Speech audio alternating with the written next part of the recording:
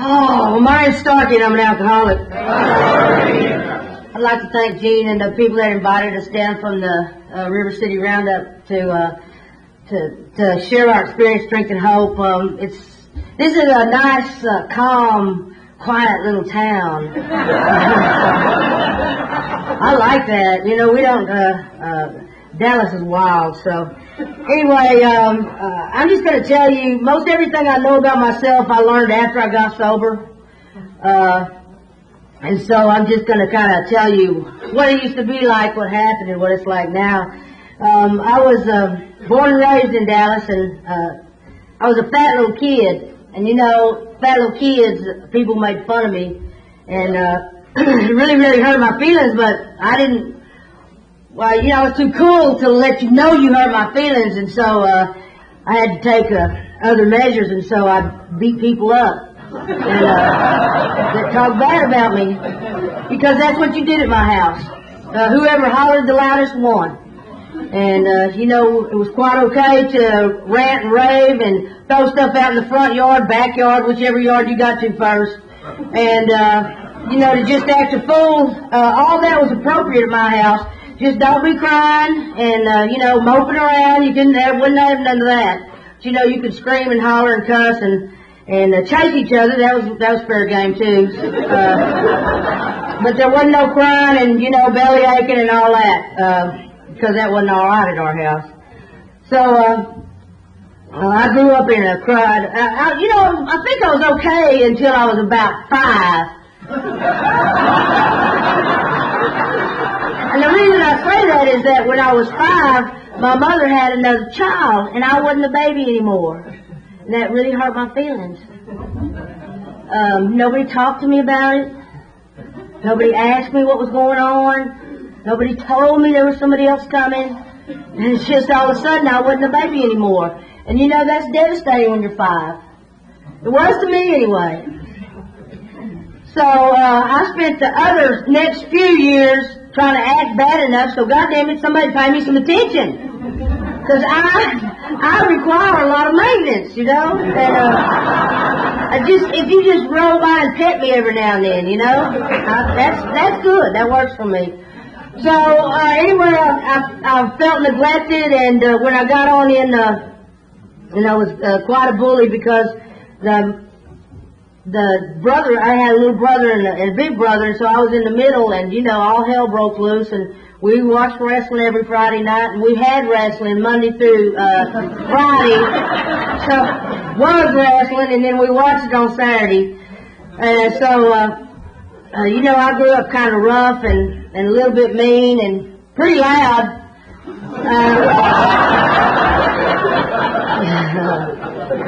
So needless to say, you know, I don't know. It just seemed to go bad after that. So anyway, I know that whipping people's ass worked good for me for a long time. I'll just put it like that. It's a real good way to keep people away so they don't have to know you. You know, because people don't want to be around that, to tell you the truth. When you're chasing them down, they will run. And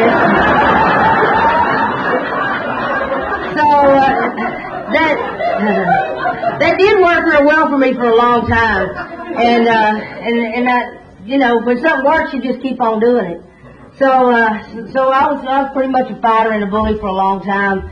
And I tell you, I started drinking when I was about 12. I had an older brother, and we told my daddy we was going to have to quit school if he didn't get us a car. He was,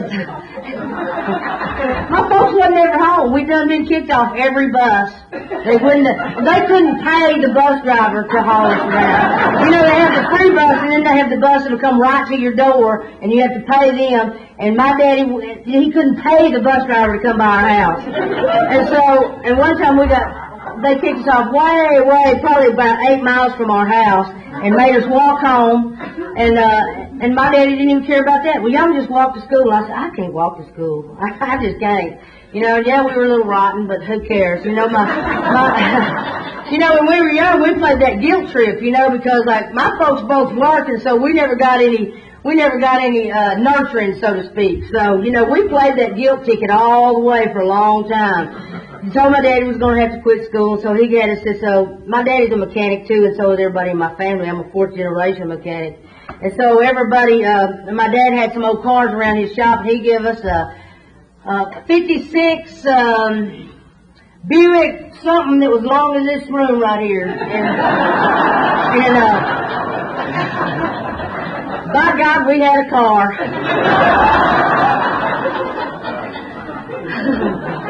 I got a bunch of stories I can tell you about that car, but I'll miss the whole point. So anyway, that's how it is. You know, if alcoholics sets his mind to something, they're gonna get something. And you know, everybody in my family had alcoholic behavior long before we ever took a drink. And just the lying and the manipulating, the conniving, and all those kind of things. And the main characteristics of alcoholics have defiance, and and we had a lot of that going on. And so anyway, I got my first DWI right out of high school. I didn't finish high school living at my folks' house. I had to live at somebody else's house because my parents wanted to pick my friends, and I told them they can't pick my friends. And so anyway, I ran away from home and stayed down in Galveston for about a year. And I don't know, I came back, my room was carpeted, they painted this place. I thought, damn, I ought to run away more often.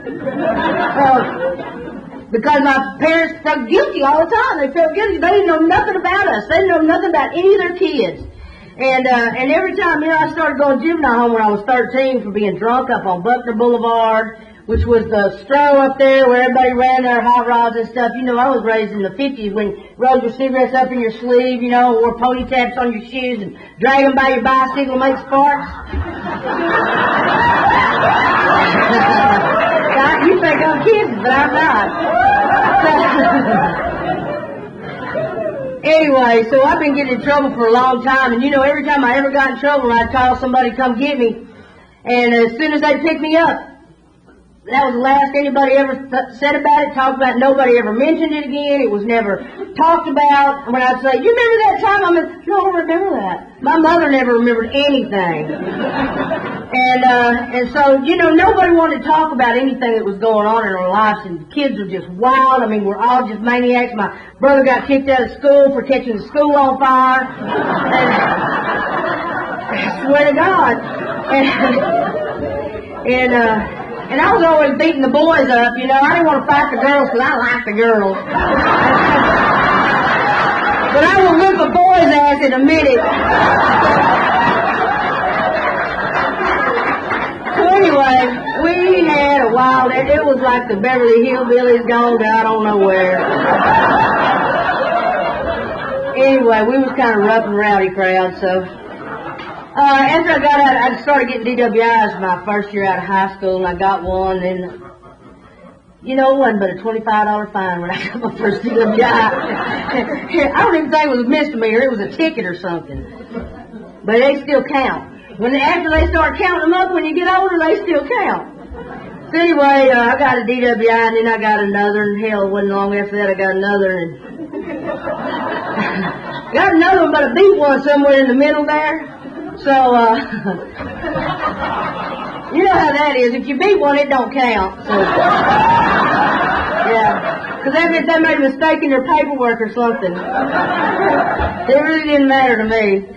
So anyway, I moved out of, I want to tell you this though. In 1972, I started playing women's professional football.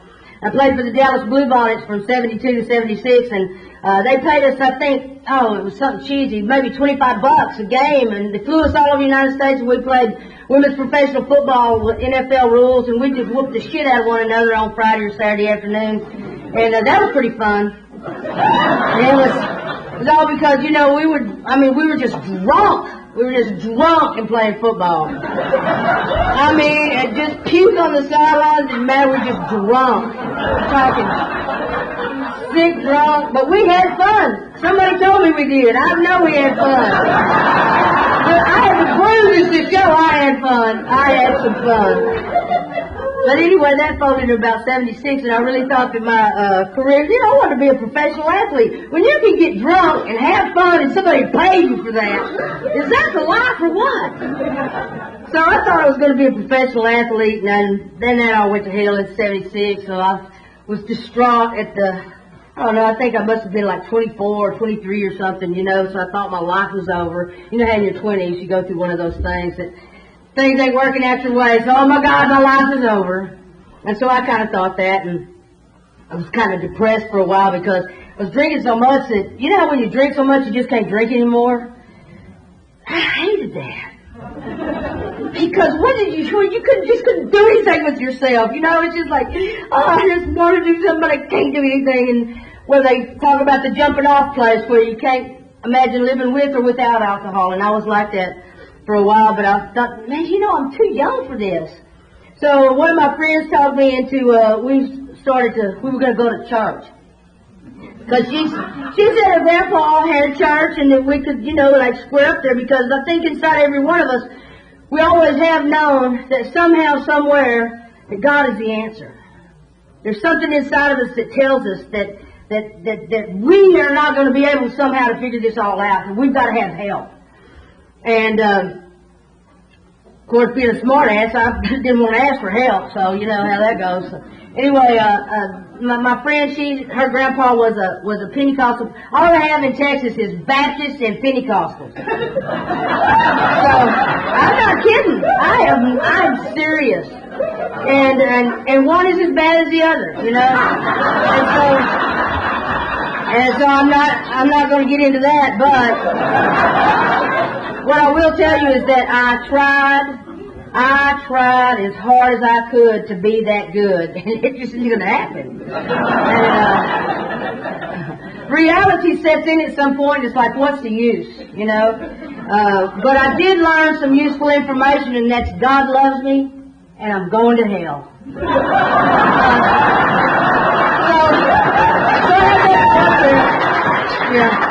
I had that to work with, and I thought, well, hell, if we're going to hell, I mean, what do we got to lose, you know? And so I proceeded on my merry way to go to hell. And I started back, you know, I'm quite an entrepreneur in my own mind. So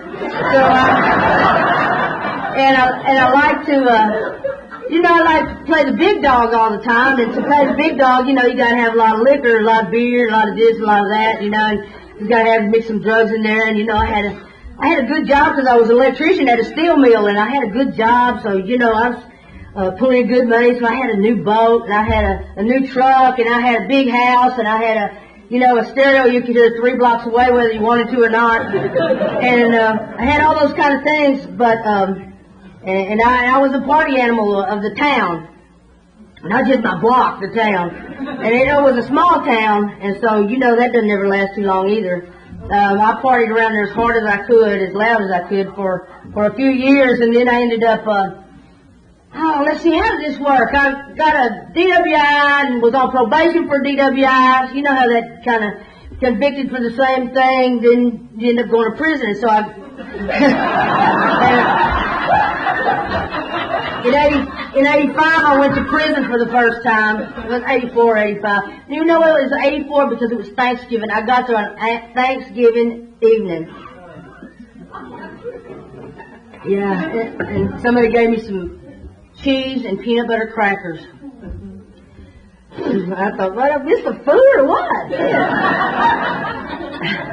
If you miss the food, there's not seconds, you know. So anyway, I caught up with some of my old buddies. You know, I'd always been telling people what a punk and how tough I was, and, you know, blah, blah, blah.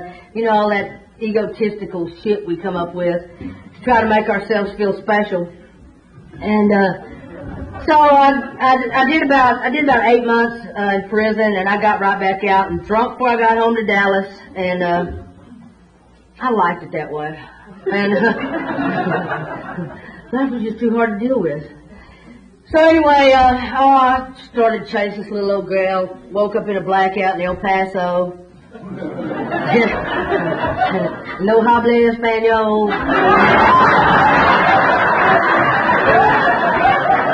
So, like a good alcoholic, I ran out and got me a job at this guy that was a coke dealer, and I didn't know. Well, I never had anything to do with coke. That shit didn't last long enough for me, so I never had a problem with cocaine. That's about the only thing I've never had a problem with.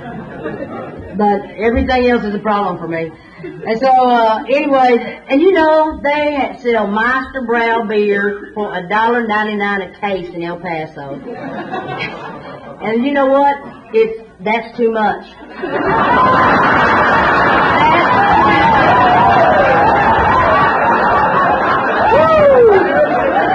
Bad shit. Anyway, I drank till I couldn't no more and just was sick all the time and started, my buddy was he would go off on a coke binge for days and I wouldn't see him and he'd come back and blah, blah. I said, where you been? I've been sleeping for 3 days. You need to do some of this kind of shit. You won't sleep at all, you know. And so, you know, because I'm a methamphetamine dealer and been doing it for a long time. And so anyway, I'm running back and forth to Dallas getting some dope and getting lots of quantities, and then I got busted in Monahans, Texas, and all of a sudden I went to, you know, when you're a drug dealer, you got such a facade going on. Like you're really something, you know, like anybody gives a damn. And so, you know, yeah, I had this big drug attorney, and he was going to get me off, and he told me all this stuff, and blah, blah, and I had a half a pound of methamphetamine that I got caught with, and so, but I didn't want to tell, it was for my personal use, but I don't want to tell them that.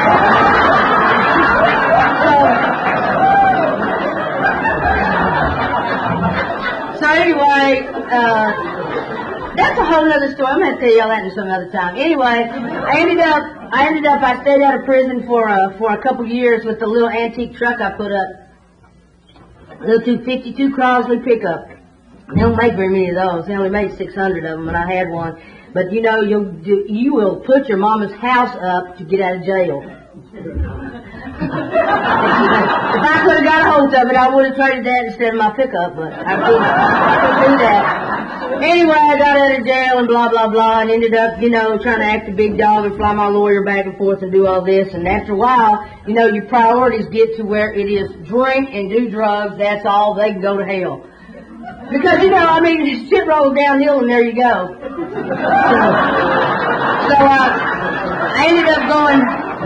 I spent a lot of money too, just on attorney's fees and all that, and then somewhere out of the blue I ended up going to Monahans with a court-appointed attorney and blah, blah, blah. And I didn't find out till after I was sentenced that I was his first case out of college. And I got 20 years in TDC. You know, that wasn't so cute, and I wasn't so tough, and matter of fact, I was a little bummed out about that. And so, I'm going back to prison, and, you know, I couldn't figure out what went wrong, you know, because it used to be so much fun, you know, and it wasn't supposed to go down like this. You know, it wasn't supposed to end like this, you know. I could have gone down in a plane crash with Buddy Holly or something like, you know. I'm not in handcuffs going to penitentiary for 20 years. I mean, shit, what happened? You know, I'm trying to think, what happened? What happened? You know, it wasn't supposed to go down like this. I just couldn't get that out of my mind, man, because, you know, when I was young, it was fun. And then I got to look at it, it's like, damn, you know, you're not that young anymore anyway, so, man, the gig was up. So I went back to prison, and this time I'm not so cute, and I'm not so tough, and I'm not all that. And I'm kind of bummed out, and I see no reason to lie anymore. You know, for years it's like, no, I wasn't guilty. I didn't do any of that. You know, only half of the people in prison are guilty. You can ask any of them, they'll tell you.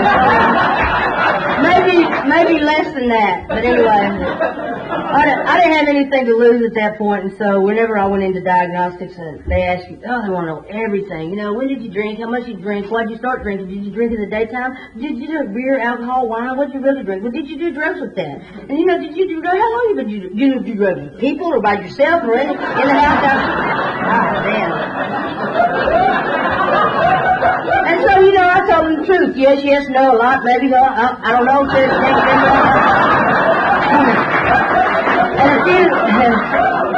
And a few days later, they came back and they told me that they thought I had a drug and alcohol problem. I felt rather insulted. And I'm serious about that because, I don't mind being a convict, but an alcoholic, I don't think.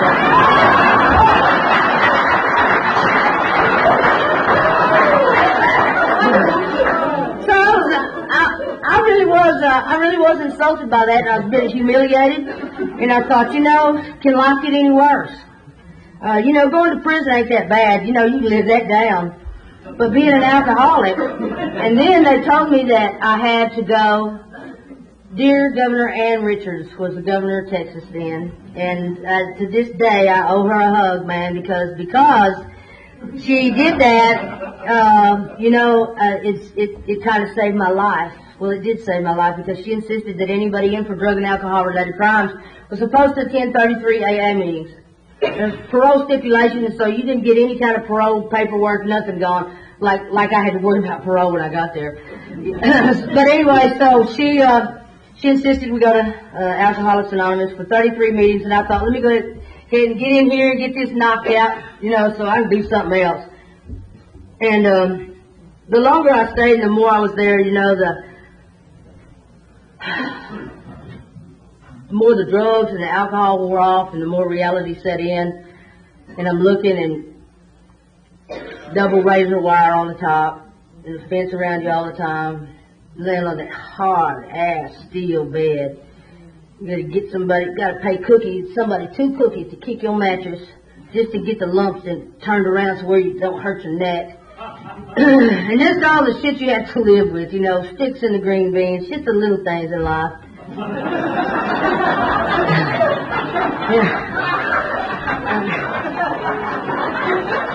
wasn't happy. I was having a real hard time liking you or liking me or, really having any interest in life at all pretty much. And I just felt like a loser, to tell you the truth. I just felt like a loser. And so anyway, I had to go to AA, and I walk in the first day, and, this is in 1989, and I walk in the first day up in TDC. They had a command building. It looks like an old fort out of San Antonio or something. I mean, this building is old. It's probably built in the 1919s or something. 1918, I think, was when it was built. And so it's old and all cold and ugly and bricks and that old boring gray. They paint everything. So anyway, I went up there and I was like bummed out and embarrassed, humiliated. They were going to have to make me go to AA. And I could do some time, but damn, I had to go to AA too. I'm just really dragging my tail about this, because it's just, I can't believe it's come to this. And so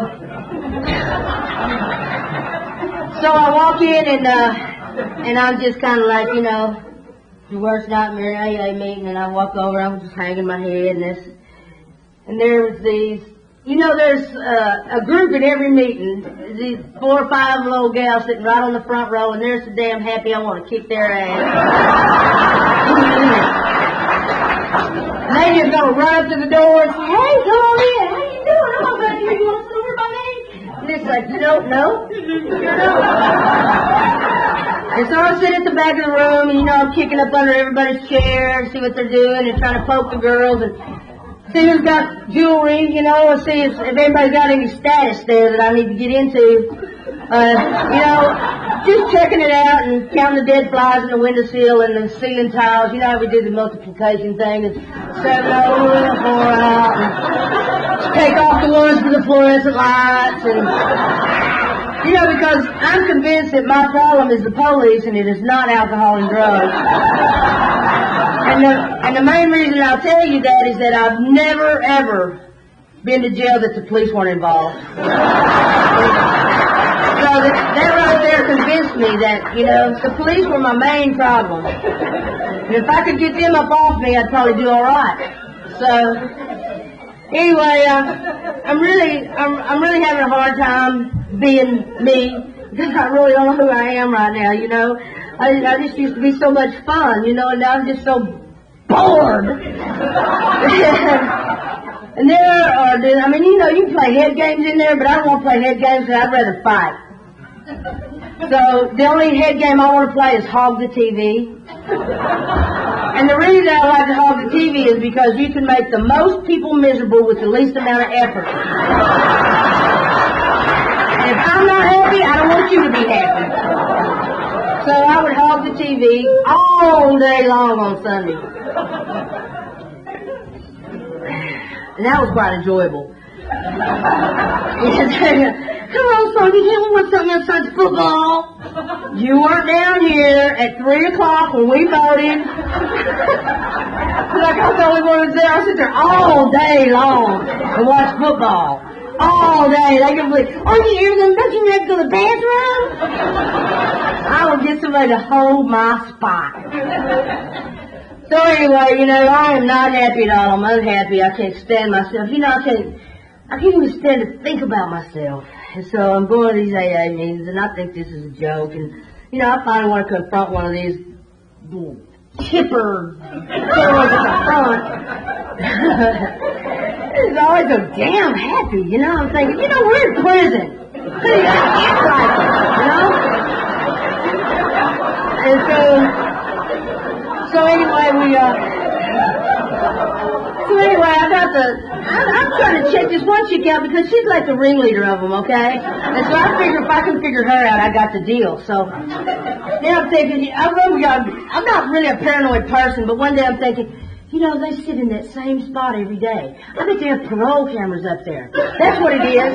You know, so I'm looking at all the lights and oh my God, there could be one right over there. You know, so then I'm tripping, you know, and finally I'm just sick of myself and I go pull one of these gals over there and I said, you know, I just want to know what the hell you're so happy about. And she said, well, Starkey, you know, I'm working a program and I'll never have to come. She's been down 5 times, okay? I'm working a program and I never have to come here again. Well, I didn't get no program. I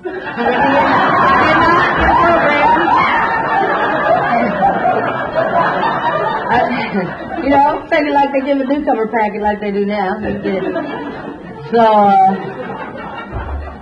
I'm already feeling like out of the loop here. And so she tells me that, you see, we got the steps on the wall, and I worked the steps, and when I was through, I was happy. And I'm there. And I could use a little joy in my life about this time. So anyway, I look at the steps and I think, okay, Wednesday, blah, blah, blah. 7, 10 days, I'll knock them out and I'll be happy and I'm going about my business. You know, but when you look at them, they're a sentence, right? They're a sentence. I mean, please. So anyway, you know, you can put a water pump on in an hour and it's sometimes a page and a half in a book. So, you know, how hard can 12 sentences be? So I look at the first one, and I look up there and said, y'all admitted y'all was fired over alcohol and that y'all's lives have become unmanageable. But what about me? You know, alcoholics are the only people that can lay in the ditch and have to look down on their nose at people. So I just didn't see how I was going to be able to bring myself down to their level.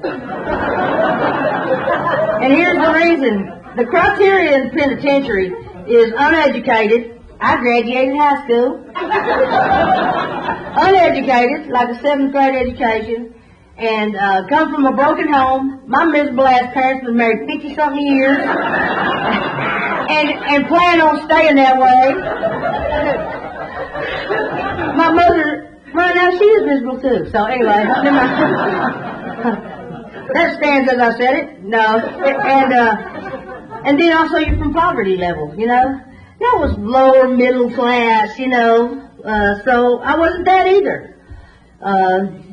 Most women, when they go to the penitentiary, they're pretty much forgotten by their families because they usually leave kids at home and somebody's got to keep the kids. And, you know, it's not like having, like, when the men go to prison, you know, their mama's got to ride them and they always got, if they got an old lady out there, she's going to take care of them and all this. When a woman goes to jail, you stuck out. You hear me? You stuck out. That's just how quiet it feels, too. You stuck out. So, you know, when you go to prison, you have to build a family. You know, that's the first thing women do when they get in jail. Hey, Pawpaw! You know, the oldest dyke is Pawpaw. All the time. The oldest dyke is Pawpaw. And then you got Grandma. You got then you got Sissy and Bubba. You know, you always got a few of them, Sissy and Bubba, you know. And then there's Mama, and you always got Daddy, you know. Daddy's just a big old lady. And it never fails. That's the pecking order, okay? And so you just don't get around that, because prison is, even though you're surrounded, you never have a moment to yourself. It's so lonely, so sad, and just so isolated. You have nothing to do but think about what you hadn't been doing, what you wish you hadn't done, what you wish you'd do if you could ever get out. And your mind just goes nuts, man, but you never have a minute to yourself. And so the thing is that, you know, I decided I was going to try to work the steps. So I didn't know how I was ever going to be as low as anybody else was, because, you know, I'm somebody to me. And so I would say all these things out loud, because, you know, I got to be this big badass, you know. And I still was, even when I got out of prison, because I couldn't put that facade down for a long time. But anyway, so I was trying to work the steps, and somebody told me the thing about, I was jonesing over a beer commercial one day, and can they make some beer look good and cold on TV? God, man, you just drive me nuts with that. And so I was all into the TV on a beer commercial during a football game, and I was telling this girl, man, does that look good? You know, just like foaming at the mouth and, you know, frothing. And so she said, you know, that's what got me here. And she had killed 2 people just driving home from happy hour or something. She really wasn't an alcoholic. But she killed 2 people on the side of the road to stop to fix a flat tire. And you know what? I had never killed nobody. So she told me that's what got me here. I was never the same after that. That's what got me here. You know, I'm very stubborn, but I'm not stupid. I'm damn stubborn. You call me stupid sometimes, but I'm not. You know, and so the thing is that I started thinking about it. That's what got me here. What if drugs and alcohol was what got me to prison? What if drugs and alcohol was what had gotten me to jail? Somebody else was, because, you know, I'm somebody to me. And so I would say all these things out loud, because, you know, I got to be this big badass, you know, blah, blah, blah, you know, all the same thing. Ain't I the life of the party?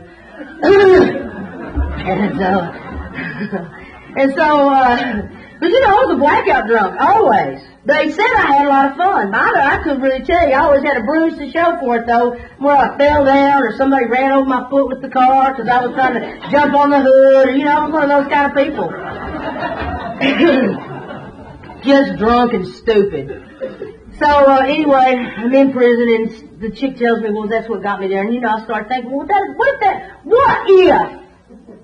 if drugs and alcohol had got me there? Because I don't really think that is. But what if it was? Well, I don't think it is. But what if? I'm having an argument with myself now. Out loud, walking the run. But what if it is? I don't think it is. But what if it is? You can just try that. Well, I don't think we should do that. You know, that's not a very good idea. Just try it. No, all in my head. And the good thing about arguing with yourself is that you'll always win. And so, you know, I had caught things here and there on the times that I couldn't entertain myself any longer at an AA meeting. I caught little tidbits of information, and I knew that I couldn't do it by myself. You know, I knew that if I had to fight it, if it took willpower or something like that, I wasn't going to be able to do it, because if I had to fight the urge to drink and do drugs and fight and all that stuff I like to do, well, it wasn't going to work for me. And the other thing I decided, that if I was going to do this and if I was actually going to work those steps, you know what? I'm going to work it for me. I'm not going to listen to what you tell me God says, because I already heard that shit, and they told me God loves me and you're going to hell in the blink of an eye. Oh my God. Who wants that shit? They shouldn't torment us like that, you know? God, it scared me to death when I was little, you know? Between the Baptists and the Pentecostals, you ain't got a chance in Texas. You're going to prison. They say don't mess with Texas. They mean that. Okay, so anyway, let me get on. Let me go just this other. I went ahead and I worked the steps, and I could go through them all, and they're all funny because I had just had so many epiphanies about how stupid I've been all my life. And then, now I can see how humorous it actually is to me. Nobody else has found it humorous but me. You know, all the stupid things I've done. So anyway, I ended up working the steps, and I just decided that I was going to do it. I'm going to do it my way. That way, my ultimate goal was to run in there and say, it doesn't work. I tried it. I did the very best I could. And when we set our mind to something, nobody can stop us. Nobody. You might as well just go ahead and let them do it. If they respond, you say, well, you know, I'm thinking about it. Just go ahead and do it. Go ahead and do it and come back. Hope you don't drink on the way, but go and do it. Because they're going to do it anyway. That's just how we are. The characteristic of an alcoholic is defiant, childish, immature, and something else I can't remember what the thing. Immature, childish, and defiant. Anyway, so the thing is that I started thinking that, you know, I really could work this deal, and because what if drugs and alcohol was the reason I've been in jail and jail and jail and jail? The reason I was a 9-time convicted felon. Had 5 DWIs, I had 3 assaults on police officers. I had 6, but my lawyer got me off for 3 of them in the same town. That's a whole nother story. That's another conference. And so anyway, and I had 2 major drug charges, you know, and I just hadn't been a pleasant person most of my life, you know. And the thing was that, so I'm giving it a chance, and I'm going to work the steps. And, you know, we had no guidance. We had absolutely no guidance. I didn't know that the steps were in the book until I got out of prison. I had 3 years sober getting out of prison. I did not know the steps were in the book because nobody told us anything, you know. They said, yeah, work the steps and don't drink anymore, and hell yeah, you'll be sober. Okay, so... You know, there was a couple of us that decided we was going to try it because, you know, when you start to get into your 30s and stuff, you sort of get tired, broke down, and shit, either you got a bad knee or you got a broke arm or you ain't got no teeth left or somebody done pulled your hair out, you know. So, especially in prison. Especially in prison. You ain't got one eye left, can't hear. It's always something. So anyway, there was a couple of us, we decided we was going to work the steps because, man, somebody had to have some relief up in there, you know, and I was one of them. And so anyway, we started to try to work the steps, and I did them just as me, and they were so bad the first few times I did them. But the thing is I was sincere. I was as sincere as I could be. And I just read them off the wall and did them like that. We admitted we was powerless, and the thing that made me is that 97% of the women in Texas prison are in for drug and alcohol-related crimes. 97. Now the rest are baby killers and murderers. Well, I ain't never heard nobody like that. Stabbed a couple people. They just survived, you know. I shot at a couple, but I was just trying to scare them. I've whooped a bunch of asses, though. I have done that. But you know, I'm just a little aggressive. Anyway, so I'm finna try to get sober, and the thing is that I don't have a clue what's going on, and I'm reading these little stories in the back, and it's like, a sanitarium. Where do they have a sanitarium? I'm thinking, well, you know, is that where they have the museum things? Or is that, you know, I'm thinking, what is a sanitarium? And you know, they use a lot of words that I didn't too much understand. And so sometimes when I read the big book, I would feel stupid. And you know, I didn't need to feel no worse about myself, so I didn't read as much as I needed to. I don't want to feel no worse about myself. I'm trying to feel better. So anyway, between all the reading and chewing and trying to do the steps, and they'd have a free world speaker come in every here and again and try to help us get sober. And so I really couldn't relate to that, though. Like, there was a few people came in and said, you know, I wrote 2 hot checks at the liquor store, and oh my God, I knew my drinking career was over. It's like, you're kidding! 2 hot checks? Shit, I know hot checks by mama. What you talking about? Anyway, you know, sometimes it's hard to relate to people that come in and have such a mild manner when you're in there with a bunch of convicts, you know. Recidivists is what they call us, because we've been in over and over. So anyway, I stayed in the penitentiary for about 3 years, and I worked the steps a couple of times. I had a little time on my hands. And worked the steps a couple of times, and then I was fit to get out of prison. And by then, I kind of got in touch with a lot of things about me. I knew that I can't play no more. I can't deal no drugs. I can't do no drugs. And I can't drink. I know that, okay? I know that.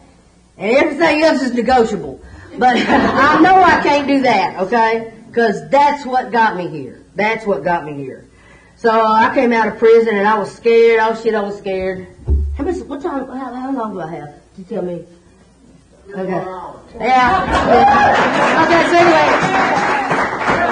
so anyway, I get out of prison and I'm scared to death, and of course I didn't know how to be scared because I had never been scared because I always acted mad about everything. You know, when you're angry, when you rage, when you do all those kind of things, it's really because you're scared. And I don't care if you think it is or not, it is. I fought that one. So anyway, the reason that I was really scared, I didn't want anybody to know I was, and so here comes my brothers, and you know I got 2 brothers and a sister, and everybody in my family's been in the penitentiary but my mother, okay? My daddy Ben, well, he went to federal though. He learned how to read in prison. And I'm not kidding. So you know, prison can be rehabilitating. And anyway, so both my brothers have been, and I've been twice, and my sister's been twice. And so it's kind of like when I was getting out of prison, and we had quite a good little drug business going between me and my brothers and my sister. And so they was running the business while I was gone, and then I wrote them letters while I was in prison, you know, trying to make things right. And I told them that you know, I can't play with y'all no more. And, you know, I appreciate y'all send me some money, but because I know you got some. And but you know, when I get out, I got to stay away from y'all, you know, and any help that you can give me on that, I'd appreciate, you know, because I don't think I'm going to be able to fight this myself. And I'm really serious this time. And I had never been serious before, but I had never told anybody I was going to ever quit before. So it was all new, and I was all afraid, and I didn't know how to act because hadn't ever had to be scared out loud in public, you know. And so I went, and of course my daddy was sick and tired of all those damn kids he had, and so he was finna close his business down. He got a pretty good little old shop over at Oak Cliff in Dallas, and so I took my daddy's shop over and I started working there, and all I could do was go to work, go home, take a shower, go to a meeting, go to bed at night. I learned that in prison. Do you know that if you will get up in the morning, go to work, go to bed at night, that you can keep a job? You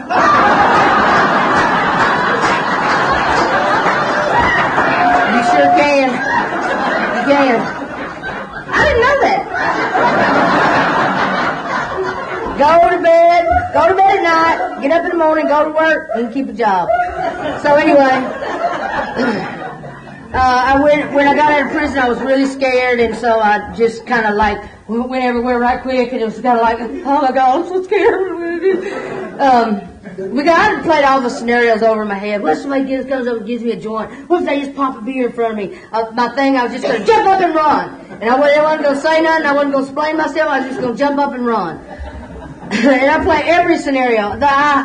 In my dreams, they had brought me every kind of alcohol, every kind. Of course, they didn't have no Red Dog though then. They didn't have no Zima, no that kind of stuff. But if I could imagine it, I would have. By that time, I done got past that. So, anyway, I digress. So anyway, I was working this little old job, and you know, I was making my $200 a week, whatever it was. It wasn't much, and watching my brothers roll up in there with a pocket full of money and, you know, a chest full of beer, and just stupid. And just all high and giggly, and I was aggravated and envious and jealous and pissed off and bummed out. But I tell you, I would stand with my back against the wall, you know, and just like close my eyes, and I couldn't get to a meeting quick enough. The first day I got out of prison, I went to a meeting. I've been going to a meeting every day.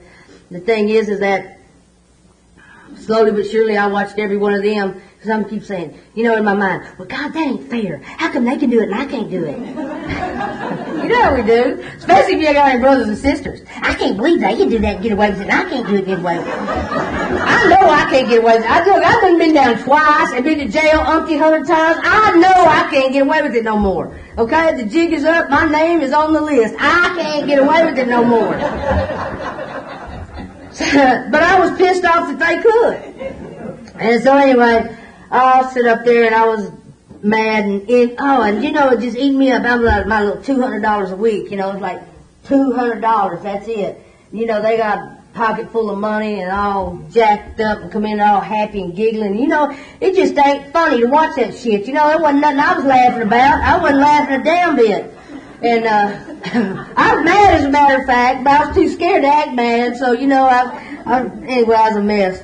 And I was going to this little group, and this little group is wonderful, wonderful for newcomers. But if you got about 3 months, you need to go and get to a group where they read the literature and stuff, you know. But they always had a pot of coffee going. You could just smoke cigarettes till you turn blue.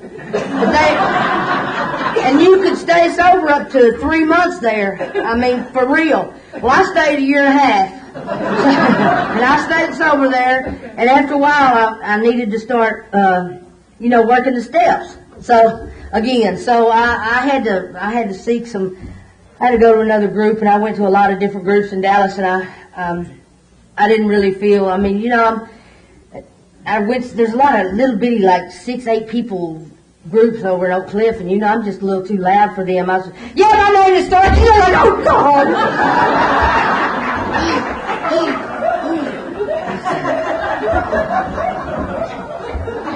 Excuse me. I'll try to keep it down. You know, I just couldn't be myself.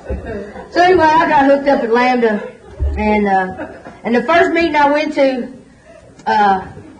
it was a women's meeting, and it was on a Sunday morning. I went over there, and I was going to sit in there, and I thought, you know, it was kind of quiet in there, and I was looking around, and I thought, oh, tough crowd.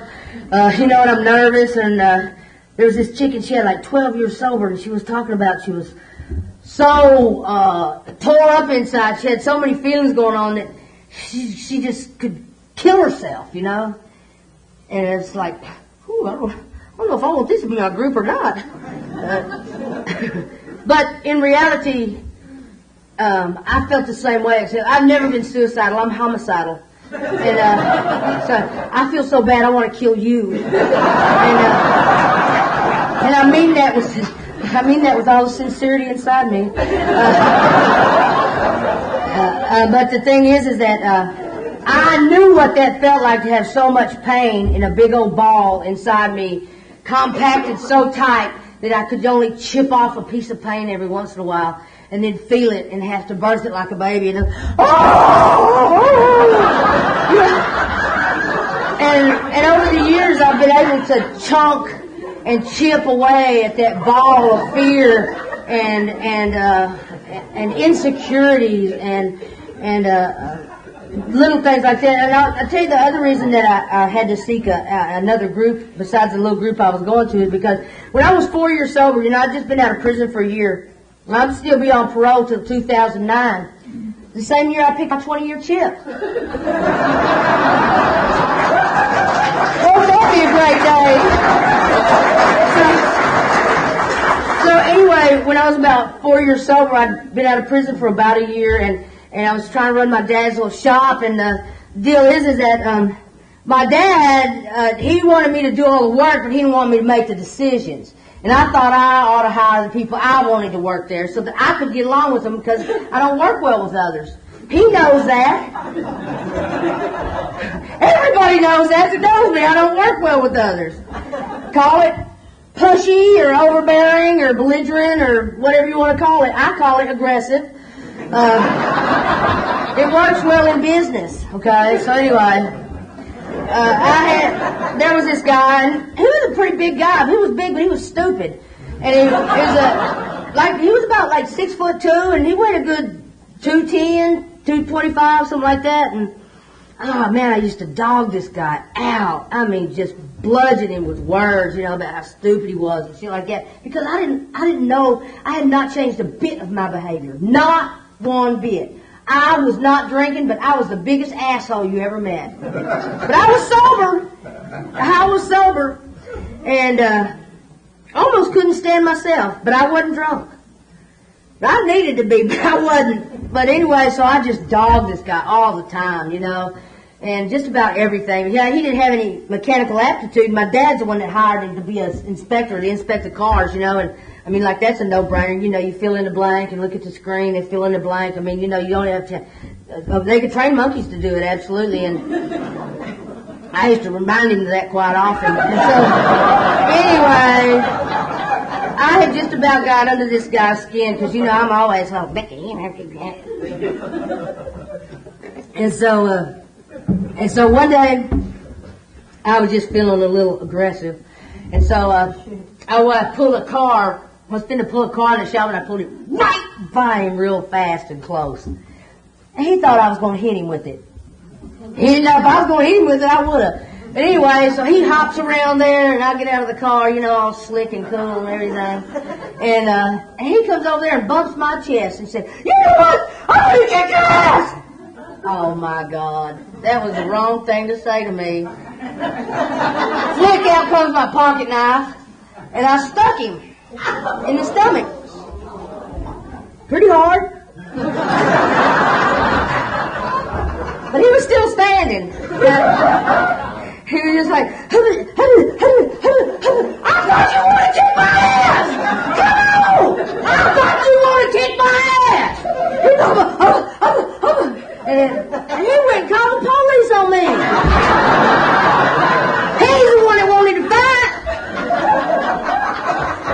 I went to jail. Sober for aggravated assault with a deadly weapon. He's the one that started it. I tried to tell police. He started it. They said, well, why didn't you call the police? I said, me? Call the police? I could handle it. I said, I wasn't the one that was scared. Anyway, well, that turned into a crying-ass mess for about 8 months. I was begging God for some grace and mercy and all that kind of stuff. Oh, please, God, I didn't mean it. And you can do some serious begging when you think you're going. They wanted a plea bargain for me for 35 to life. This would have been my 10th felony conviction. That would have called me a habitual criminal. So anyway, now I'm 4 years sober and I'm in jail. I still know some of the people down there. And oh my God, I'm thinking, what have you got yourself into? I'm having to talk with myself again. And I'm thinking, what, this isn't even funny. This ain't funny. He's the one that started it while I'm in jail. Oh, I should have ran and called the police on him. I couldn't do it. I just can't. I'll take things into my own hands. So anyway, I'm sitting in jail. Aggravated assault with a deadly weapon. 35 to life they wanted to give me for a plea bargain. Well, I'm begging God every night on my knees in tears, demanding that he do something. Don't he know what's going on here? Can't he see what importance this means to me? And then I had just begged God till I was sick. I was sick of him, I was sick of me, and I thought, you know what, God, if you're going to send me back to prison, let's go. If you're going to send me back to prison, you got something for me to do there. I just might as well go do my job so I can get out again. I said, because you know what? I was wrong, and I did it. So I poked him pretty hard. And okay, so I give up. I'm not going to beg you no more. I don't think I should have to beg you every day. Because it seems like somebody's a little lax on the job here, for 8 months. I think my attorney kept putting it off so I'd pay him off before I went, just in case I didn't get off. So anyway, just so I'd be paid up. Anyway, because they'll do that. So went to, then the next day the phone rings. My attorney says, we're going to court this morning. I thought, oh God, I'm sorry, I didn't mean it. I didn't mean that. Because, I just told God, I'm sick of begging from you. I don't care if you send me to prison. Send me to prison. I don't care. I'm tired of begging for my life. And rah, rah, rah, rah, rah. And so that's the next day. The phone rings. Said, okay, we're going to court today. I said, oh, no, I'm sorry.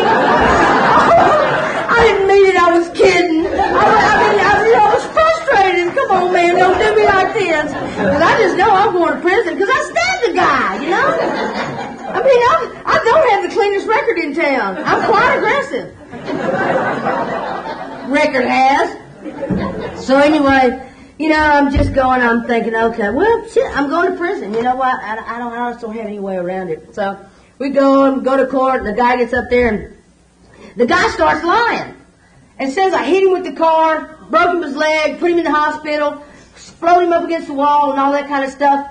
But there was two other people that were there, and one of them was my dad. My dad said, she pulled the car by him, and then they started fighting. She said the hood was up. I didn't see what happened, but she didn't hit him with the car. And if this guy would have told the truth, I would have done time. But he chose to lie. He was like making a big deal out of it. If he'd have just told him, this girl is a bitch, she just dogged me till I was there no more. If he'd have told the truth, they'd have had a case. And so anyway, here's what the guy, my attorney says, okay, now when you get up on the stand, you have to say, when he came to you, that you feared for your life. I said, I can't do that. He said, you have got to say you feared for your life. You've got to. I said, I'm not scared of that guy. Could you get a tear or something? He said, you've got to say you fear for your life. And so, I am high-strung anyway. I know it's hard to tell. But I am high-strung and emotional anyway. So I get up there and I'm telling my side of the story. And I said, yeah, this guy, and I didn't like him, and I didn't get rid. But to tell you the truth, I just don't like straight men. I have a hard time getting along with them because, I always just want to kick their ass. And so, then by that time, I'll bat cats out of the bag. And, because, I'm nervous, okay? So I'm just blab. And so, and the thing that came down to is that I started telling him, I said, yeah, and I got out of the car, and he came in, Baba, Jesse, I'm fear for my life!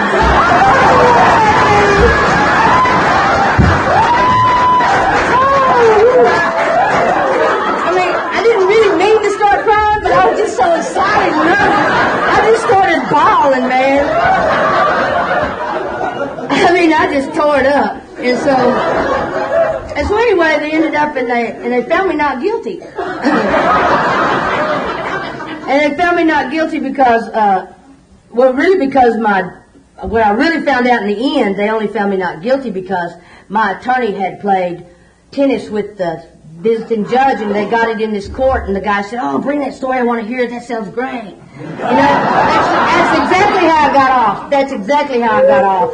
And he had played tennis with this dude, and the guy being, oh, yeah, I'm going to be in court so-and-so, I'm the visiting magistrate. Bring that over, I'd love to hear that story. And so that's how I got off the case. It's a God thing. That was a God thing. Because, I was still going to meetings every day and begging God to help me. And so anyway, when they found me not guilty, the guy told the dude that was, who wanted to whip my ass, yeah. He told him that next time he better pick on somebody he can whip. And he told me that my behavior was socially unacceptable. He said that I couldn't just stab or beat up anybody I didn't like. And that was very foreign to me. I didn't understand that because that's the way I'd always done business. And then he told me that I may need to seek some therapy. I'm thinking, me? I think I'm doing just fine, I could have hurt him. So anyway, I'm 4 years sober and just crazy as shit, and I'm still just a OG in the hood, I'm still just a gangster on the street. I'm still just a loudmouth punk with bad behavior and a filthy mouth. But I'm sober. So they made me go to this stuff, and I had to learn how to feel insecure, and had to learn how to feel embarrassed. I also had a problem with, I beat up a lot of Mexican guys. And I don't mean no disrespect to no Hispanic people, but the thing is, and I found out later that when they would speak Spanish to me, I felt insecure because I didn't understand Spanish, and so I would whip their ass. But see, I didn't know that that's what it was, okay? Actually, I thought they were talking bad about me, and I thought they were talking some shit about me. You know, I'm going to defend myself.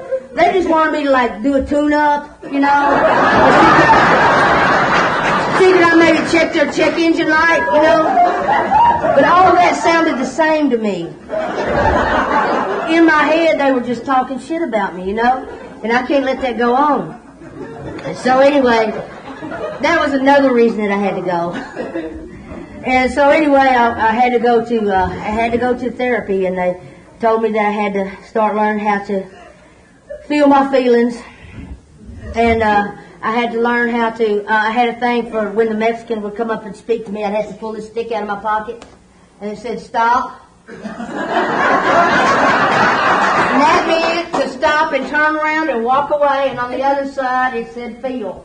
First I had to go ask Roy. It was supposed to say, uno momento. This came from the top. Uno momento. And I had to go get a guy that spoke Spanish for them to come. He said, he wants to know, can you look at his front end because it's like pulling one side. I said, okay, yeah, I can do that. I have not had a fight with a Mexican since. That works. So anyway, that was my thing about that. And anyway, it took me a couple years to get it down. It took me a couple years to get it down. I've only had a few fights since then, haven't I? I've done good. Most of them were with my friends anyway, so anyway, I had to go to therapy. I had to learn how to feel inadequate. I had to learn how to feel, because you know, when I was a kid, we never got to do any of that. All we could do was beat each other up. That was our solution to everything, was to beat each other up. And then I found out that was socially unacceptable, and that you couldn't beat up anybody you want because they will press charges. And so, after all that went on, I'm going to tell you this last story, and then I'm going to quit, okay? Okay, feel over there, come on, you got to quit up. Okay, and so then when I was about 2-3 years out of prison, all this time that I was all envious of my brothers and my sister and stuff, they had all got busted. And so now they were all in prison and I'm not. You know, I'm pretty happy about that. Because I had been so envious, you know, they could be out and they're doing drugs and they're doing all this and I'm pissed. And so now they're in and I'm not. Now I'm happy. I thought, you know, I knew I had it right. I knew I did. And, you know, that feeling that, you know, this is going to work. This will work. And I had that feeling going on for me. And so then my dad, of course, he always wants to have his hand in the basket. And he does it's like our chief enabler and meddling in everybody's business and all. So when they get out of prison, he decides they're all going to work at the shop.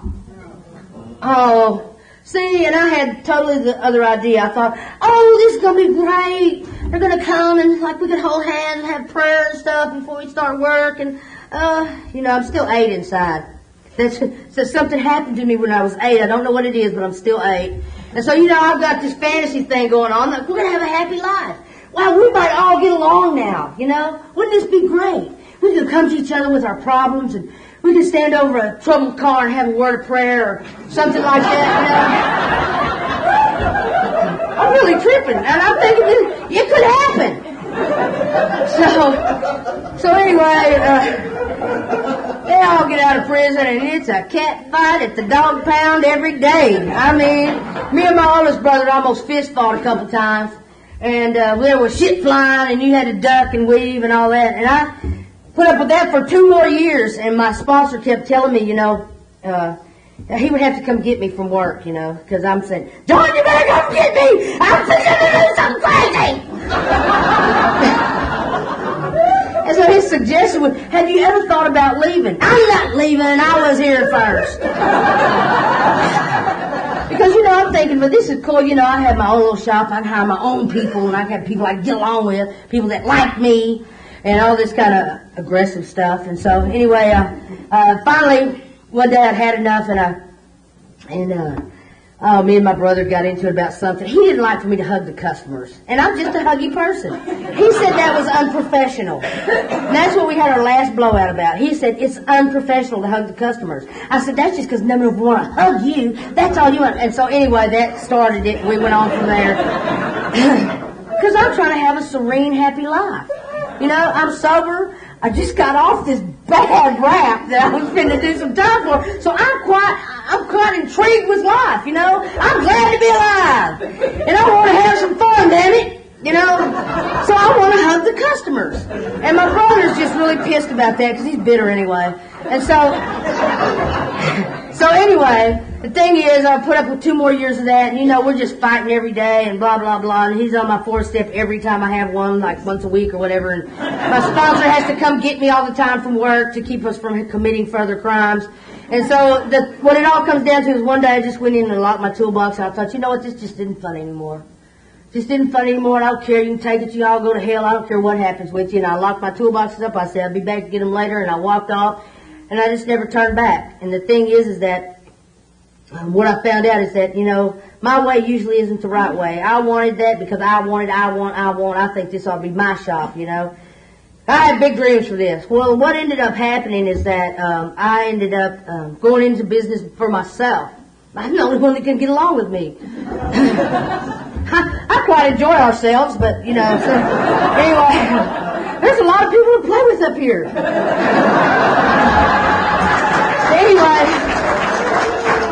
Anyway, so I went into business for myself, and I get along just fine. And anyway, I did notice that whenever and as a matter of fact, I've had a very good and successful and prolific business for like 5 years now. You know, I've been on my own for 5 years, and it's really good. And that's what God wanted all the time, but because I couldn't let go. And through Alcoholics Anonymous, they've taught me the little things in Alcoholics Anonymous to like, well, you know, what if it's not supposed to be your way? You know, that was so incomprehensible to me. What if it's not supposed to work out the way you think it ought to? Well, hell, it just can't work out then, you know. And they had to teach me. I was just such a slow learner because I came with a real rocky foundation. You know, I was sober 3 years, maybe even 4 years before I knew the steps were in the book. We didn't read much, you know. I mean, I read all the Danielle Steele. It was a little more interesting than the big book when I was in prison. And there wasn't a chance in hell they was ever going to get that raisin wine done down in the kitchen because the girls couldn't keep their mouths shut. So the thing is that whenever I got out of prison, it was really, really slow for me, you know. But the one thing that I knew is that AA was going to be the way out for me. And it was really, really hard when I had to do the things like do a 4-step and tell somebody, you know, to have to show somebody your dirty drawers, you know. I mean, it's embarrassing, it's humiliating, it's belittling. But, you know, I had to make a decision inside of myself that I got to do this. Man, if you did it, I can do it. If you did it, I can do it. And, you know, I say that to anybody that's a newcomer here. If I can do this, you surely can do it. Because most of you have more sense than I have. You know, and aren't as belligerent and loud mouth and, you know, all the other things go with that. The thing is that to put that initial pride down, you know, I had to hear it over and over and over and over. And, you know, just to this day, even with if I stay sober till December, you know, we'll have 13 years, but until every day, I still go to a meeting every day. You know, I drank every day. I drank alcohol every single day, all day long. I was a drunk at work. I was always drunk at work. But, you know, the thing about it is I had to go to AA every day, and even if I would hear one little thing like, come back. You know, y'all are the only people that ever asked me to come back. And I appreciate that. I love you guys. And so anyway, you know, I got a good life today, you know, and it's been slow for me. It's been really, really slow for me because I'm so stubborn and I want to do it my way. And then I find out my way doesn't work and it all goes to hell, and then I have to say, okay, tell me what I'm really supposed to do. So then I end up having to do it like that anyway. It's almost getting to the point where I will ask someone's opinion first. Almost. And that's progress, you know, and that's what this whole thing's about. It's just about every day we get a little bit more willing and a little bit more willing. And, you know, I've only learned all those things through Alcoholics Anonymous. And I'm just so glad that nobody's ever, you know, told me to get my ass up and get out of here. And, because they're so encompassing and so much love and kindness and tolerance, and love and tolerance is our code. And I know that so well today because, nobody ever tried to run me out of AA, and I forever am grateful for that because, I've been run out of just about everywhere I've been to. It could be my behavior, it could be something else, I don't know. But anyway, I thank you so much for having me.